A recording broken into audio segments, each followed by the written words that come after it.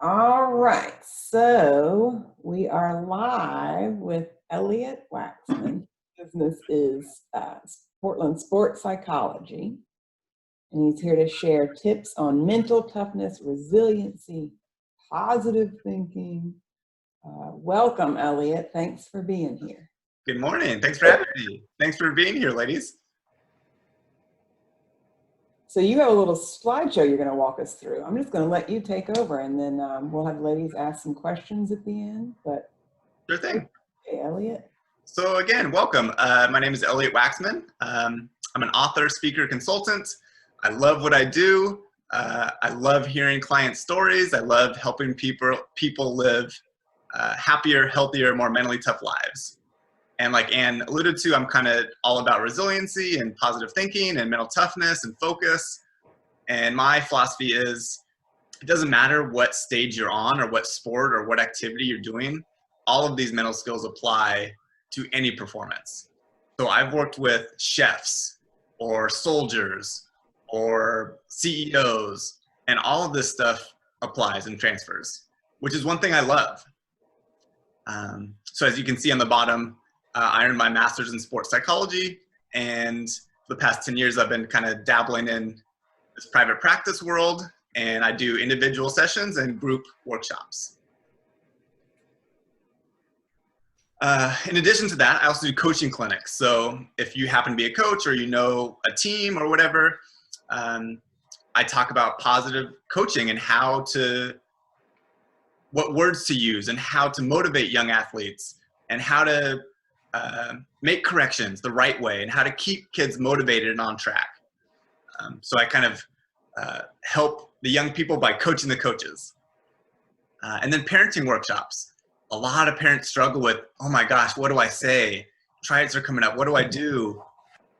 Well, let me help answer those types of questions. And I get parents together at schools or in the community, and I talk about how to deal with those tough conversations with those tricky teens. And that's really fun too. So those are kind of the services I provide those for at the bottom there. Topics. I know sports psychology can be intimidating and scary and kind of messy. I hope after today it's much smoother for you all. Again, team building, leadership, confidence, positive coaching, mental toughness. Those are kind of the skills I work on. It's nothing deep and dark and scary. It's nothing too crazy, too personal. It's building healthier, happier lives and talking about sports and talking about the mental side of whatever you're doing. A workbook. This is, when I say author, this is what I'm talking about. It's a wire-bound workbook, and over the years I had all these handouts, and I was like, I am sick of printing out these handouts. I'm over it. There has to be a solution. So I came up with a workbook, and basically the philosophy behind it is student athletes, they don't want to read textbooks, right? They're over that. They have too much homework, too much schoolwork. They're not going to read that stuff. What are they going to do? What are they into? Well, they want to learn techniques and they want to learn skills. Every young person wants to learn and improve. So I compiled 28 of my handouts, and the chapters include motivation, mental toughness, goals, life skills, which is a cool chapter, kind of more than sport. And that idea here is the student athlete kind of fills out each page, takes 30 seconds, flip the page, bang out another entry, flip the page. And it's kind of a fun, easy way to learn these mental skills. So that's something I sell. Cheap, easy, done, bang, bang, boom, simple resource. Hey, Elliott, can I pause you just for 1 second? Go ahead. Will you mind looking in the room and see if you can let people in? Rebecca said she's got some people waiting in the waiting room. Yes. Thank you for the heads up. Thanks. They are now joining. Great. Welcome. Hopefully you all can hear me and see me. Thanks for joining us this morning. We're talking mental toughness. Yay. Okay, good. Thanks, Anne. Awesome. Newsletter, we'll get into that later. Percentage game, we'll get into that later. Let's jump into the fun stuff. And I'm ready to rock and roll whenever you are. So the first thing I thought of when you were talking about this is how different this must be now than when I was a kid. You know, you think of a baseball coach or someone just like yelling at the kids, sort of an iron fist. I'm assuming things have changed a lot for the better since the 70s. Yes, things have changed for the better, fortunately. And coaches have to be mindful, coaches and parents have to be mindful of what words to say, the tone of voice, when to say it. And that's all tricky in art and in art. And I joke with families, there's no parent guidebook that you get at the hospital. There's no manual. And things do get ugly. And that's okay. Perfectly healthy, normal families struggle with mistakes all the time. And welcome to being human. And so one of the things I share with families is don't beat yourself up if you say the wrong thing or a kid pouts or throws a fit.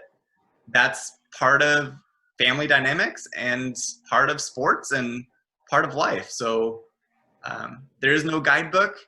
I could help with a few tips here and there, but that's part of the journey. Welcome to the roller coaster of sports life. So let's say you have a kid in there, all their stuff just got canceled, or if back in when we were playing sports, they had a really bad game. What's something you could say to them, say on the drive home or even the next day when they've calmed down a little bit? Yeah, great question. So it's tricky, right? We as adults, we want to say the perfect thing. We want to help out. We just have so much love and care inside. We just want to do the right thing. And what do we say? Well, the research suggests 3 things. Very easy, and I'll reveal them today. I love you. I love watching you play, right? Those types of things. All you have to do is keep it simple. I love you. I love watching you play today. Give them a hug, give them a high five, keep it real simple, and just kind of roll with it. I love it. And it seems like a lot of these tips are applicable not only to your kids in sports, but to all relationships, spouses, coworkers, you know, other family members. Absolutely, yeah. I know, admittedly, for me, when I counsel individuals, I'm always searching for the right thing to say, right? And oftentimes, it's the simple words that make all the difference. If you're feeling really emotional and it's a tough conversation, I recommend kind of taking a breath, pausing, and just a simple, short response can mean all the difference. And the pause, I think, is really important. Taking a moment to gather yourself. Yeah. I talk a lot about composure with my athletes, and that applies to all of us, whether we're leaders or coworkers or family members. And just one simple deep breath, be where your feet are, so to speak, be in the present, and keep things simple. I love it. Easier said than done, of course. Right. Now, you sent an email out this morning that said the 3 things of, should I say, I hope I say them right. Should I say this? Should I say this now? And what was the third one? Does this need to be said? Does this need to be said? That's a good one for spouses. So Anne is referring to some content I gave out this morning. I sent out my newsletter this morning, and she's referring to, should I say this right now?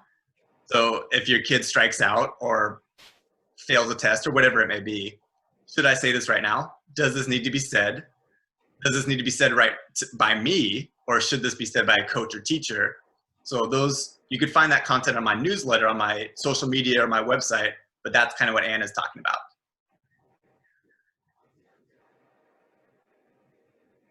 Good stuff. All right, do you want to talk a little bit about your newsletter? I'm going to put links in the bottom when we put this up on the YouTube page too, and I can send everybody that's on this call info on how to get to your website, and I'll put it on there too. But you send a newsletter out how often? A couple times a What I'd actually like to jump into is, Anne and I were talking the other day about parenting and specialization, right? Anne brought up this cool idea of, hey, nowadays kids are sticking to soccer at age 12, right? She's giving me the thumbs up here.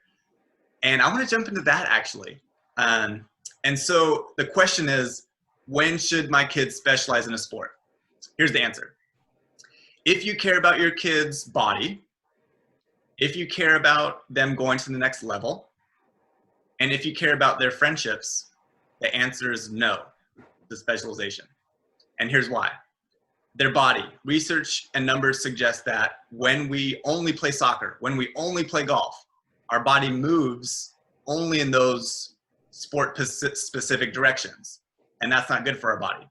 And the research suggests that we get injuries. So if you want your daughter or your son to walk straight and to have a healthy back and to get up out of bed, then no specialization. Okay, friendships. What do I mean by that? When athletes are only on one sport, only on one team, they only get that circle of friends. Well, don't we want our kids to meet new people and join different teams and build social skills? And I know you're saying, hey, Elliott, like a baseball team, they have club teams or high school teams. Yeah, I get it. I get you. They'll be introduced to different student athletes. But my response would be, we want them to be introduced to different types of people. Basketball players, golfers, soccer players, whatever it may be. There's different styles of athletes out there. We need them to meet as many different people as possible as teens.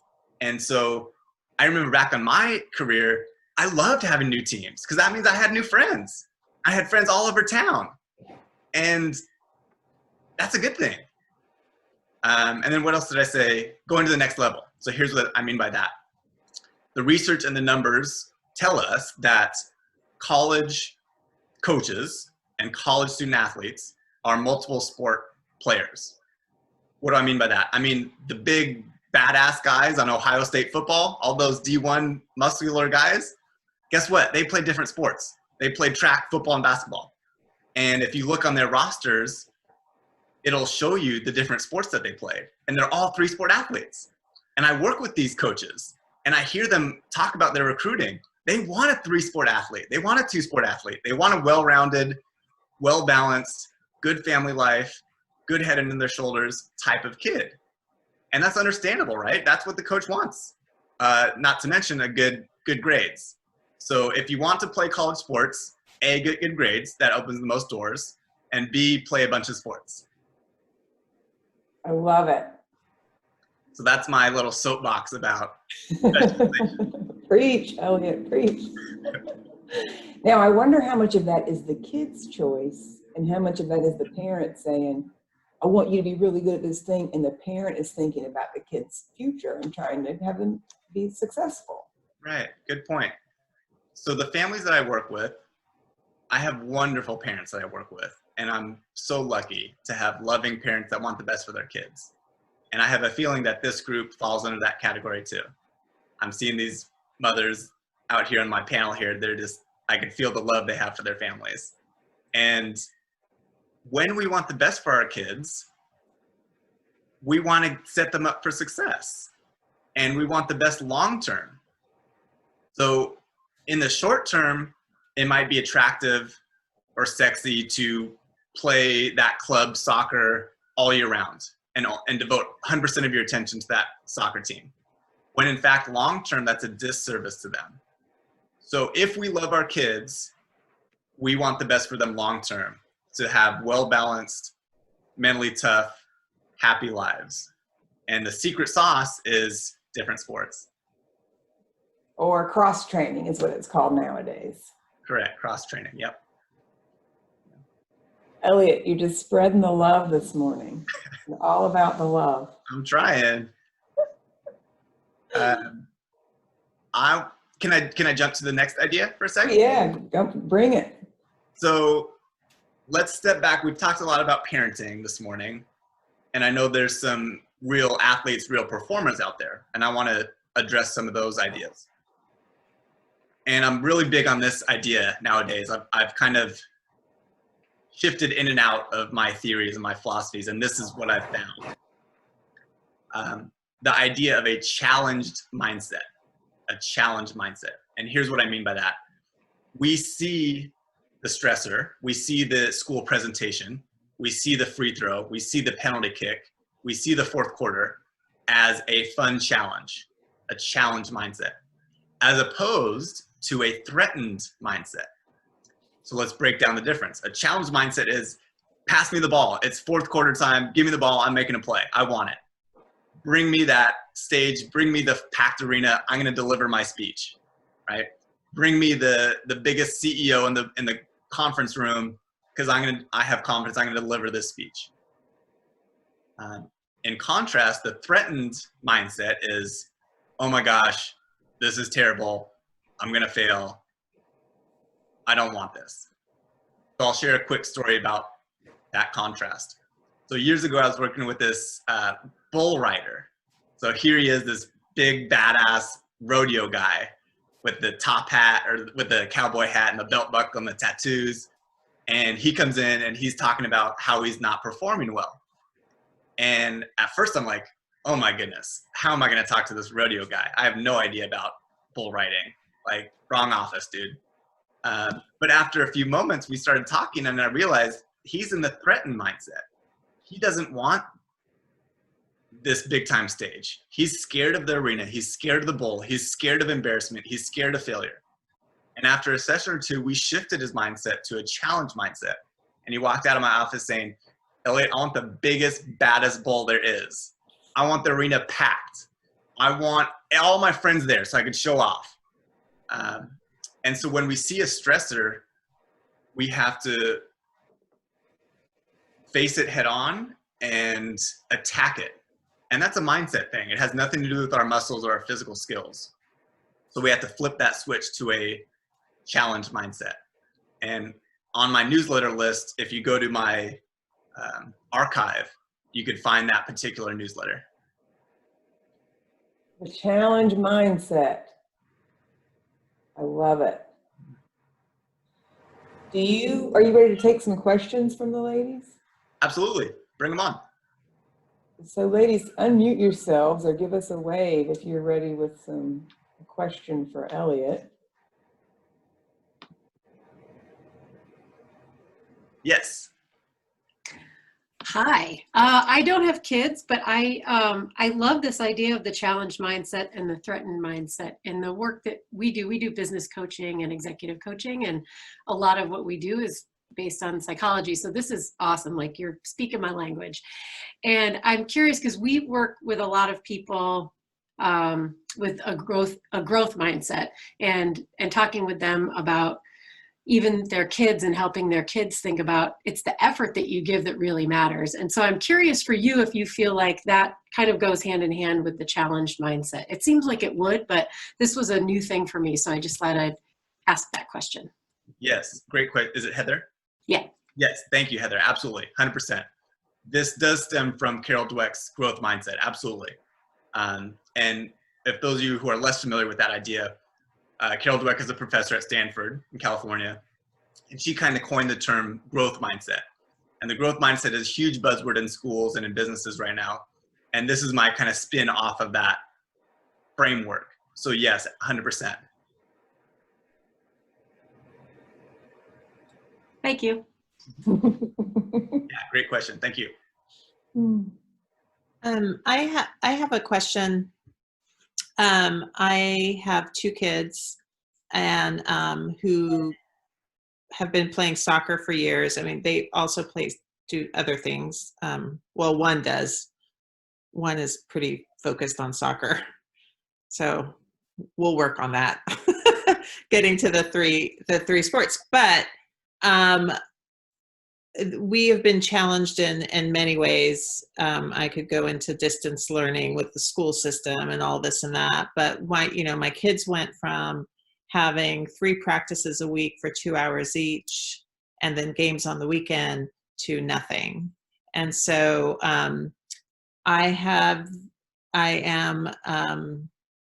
and they're not motivated. Like I've gone out to the soccer field with them because social distancing. So it's the 3 of us and kick a soccer ball around, but it's not the same thing. They're not motivated. They're not, it's just, it's been hard. And we've been trying to, cause I see the endurance decreasing. And so one of my older daughter, who's 15, has started running every other day with a friend. And but like a 2.5 mile run, right? Which is great.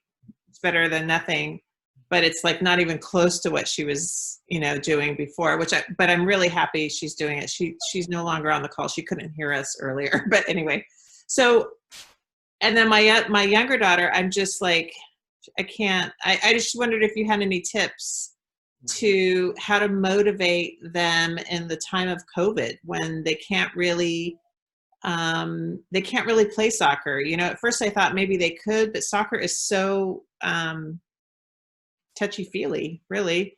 I mean, they have since the weather has gotten nicer, don't look at today, but they have gone to a park and like kicked a ball around with friends, like one friend, but still it doesn't replace what they were doing.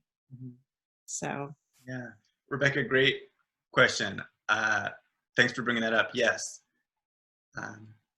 There's a phrase in psychology called normalizing. And the idea is everyone feels the same the way you are. And there's millions of parents that feel exactly like you right now. And it's really tricky. It's really tough. I hear you. And it's a bummer. You're right.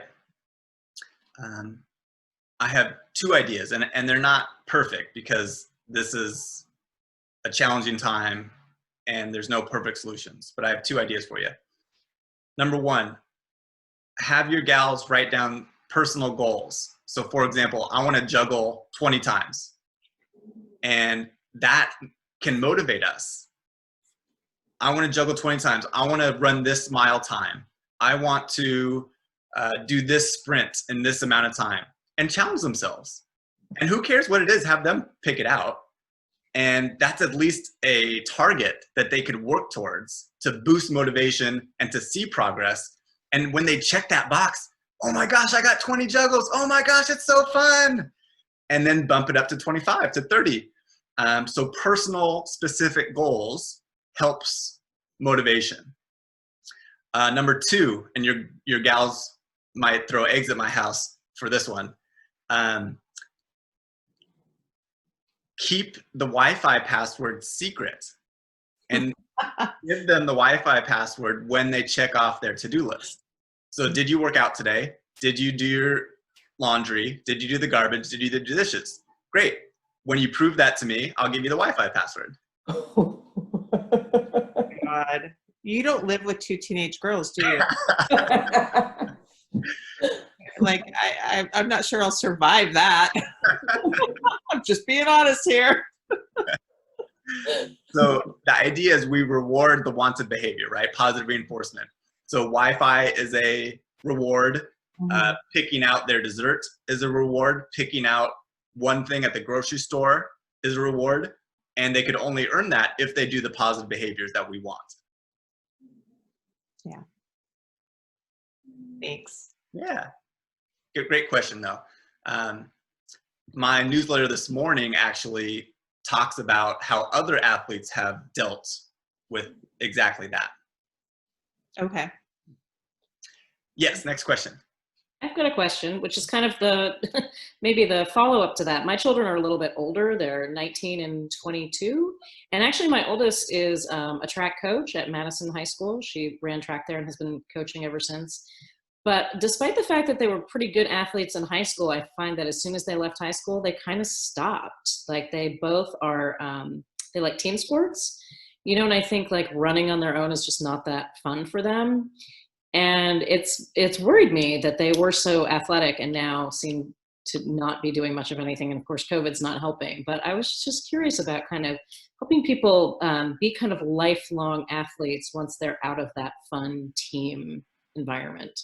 Yeah, great question. So you kind of talked about how they were team athletes growing up, and in their late adolescence, early adulthood years, they've shifted a little bit. Yeah. I feel it. I know the feeling. It's a tough stretch in life sometimes.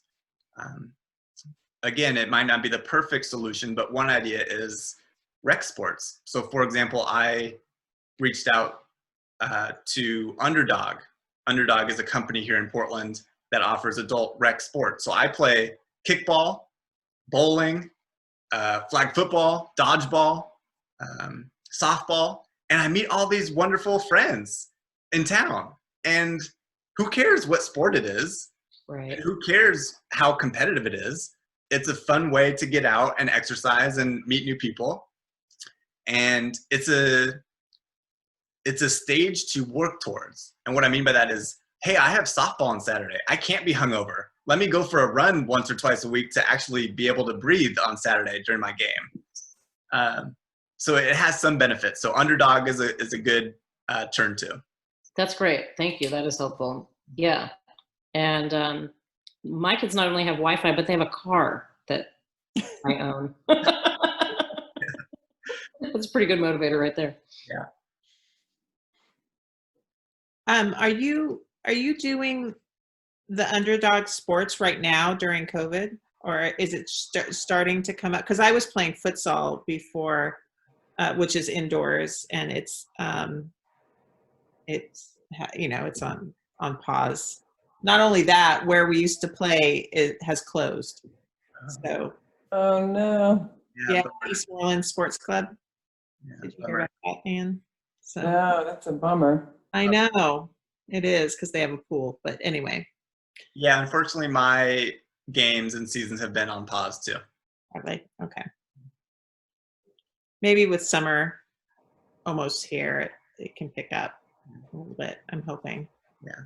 I can't speak for Underdog. I'm not an employee there, but they do offer they have problem solved and they do offer other things. So for example, I think they have like a trivia night that follows safety precautions. So there is a way to feel that community and to build friendships without the in-person stuff. Okay.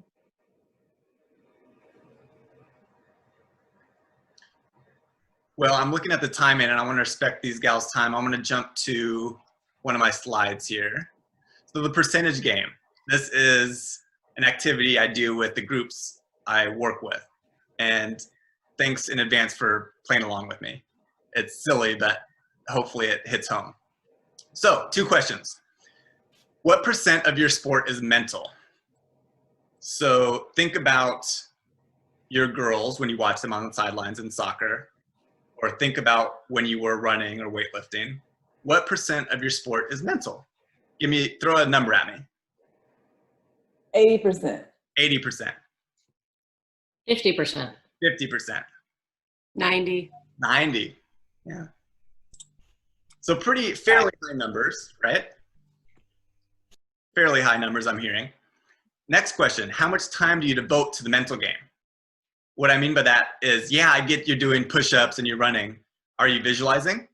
Are you setting goals? Are you listening to music? Do you have a pregame mental toughness plan?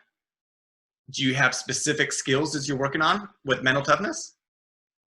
No. That number. 0? Yeah. 1? 2. 2? Okay. So It's all in the moment. it's all in the moment, right? Imagine if you walked into a boardroom and told your boss, oh, I didn't really prepare for this business meeting. It's in the moment, right? That wouldn't fly. So 2 questions, and keep in mind I made this PowerPoint this week, right? Does that look familiar? Mhm. So what's wrong with that picture? Big time problem. Why are we not devoting some time and effort and money into the mental game? If we care about sports, if we care about our kids, if we care about our work life, we need to fix that balance. And there are resources out there that can help you and your family with mental toughness and staying focused. So my goal is that this country and this world shifts those 2 questions and emphasizes and leans on the mental side. And one of the reasons I'm so passionate about that idea is because I want to give back to our world. And I don't want people to have these headaches or these struggles. And I want to teach them mental skills so that they could enjoy their sport and have a better life on and off the field. And I realize how important the mental side is. And I want to be there for those people in need. So let's fix this percentage game. So what would be a good place to start with that, Elliott? Obviously calling you. Yeah, so Let's social hear media more. is a good place to start.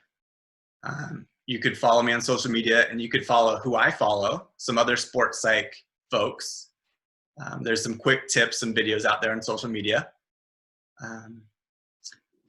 What you're looking for in my field is the certified mental performance consultant. So on the top right, you could see all my acronyms at the end there. I'm going for the world record of most letters after my name. But that CMPC is kind of the gold standard of what you want to be looking for. So that means you're qualified and trained correctly. So if you were to look out for people in my field, that's the credential you should be looking for.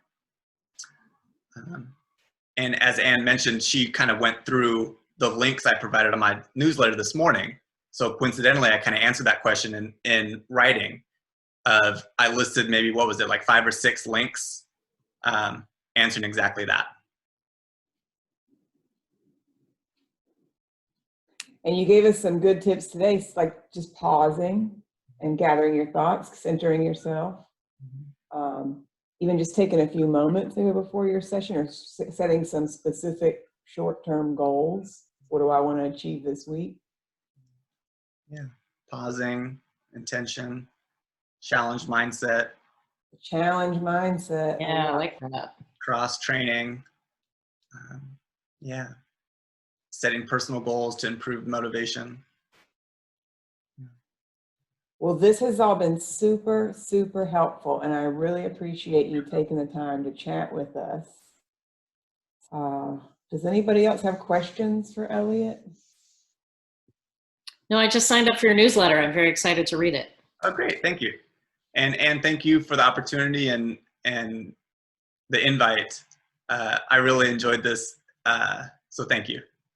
Thank you. Thank you. All right, so Elliott, you can hit that stop the recording button, and then we'll see if we can't figure this out, how to get this recorded up on my YouTube. We're learning new things.